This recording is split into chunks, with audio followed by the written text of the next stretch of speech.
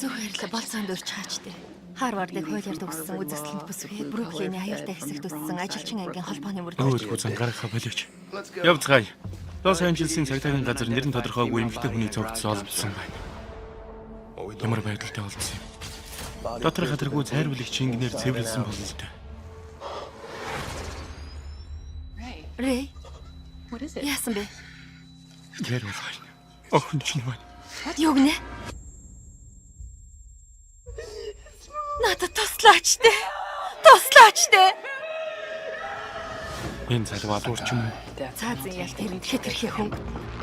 Тэр залууг чи байцааж болохгүй. Чи тэрнийг суллах гэж байна тийм үү? Намайг уучлаарай.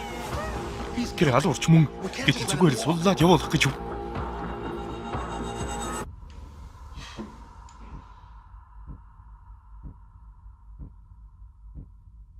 Би ямар ч аргаар хамаагүй тэрнийг барих тал байна. Рэй, Джейс. Би тэрнийг олсон. чи яаж тэрнийг олсон юм? Америкийн цусан ширэнгийн мэдээлэл бүртгэлдээ 696 мянган Кавказ гаралтай ирчүүд байдаг.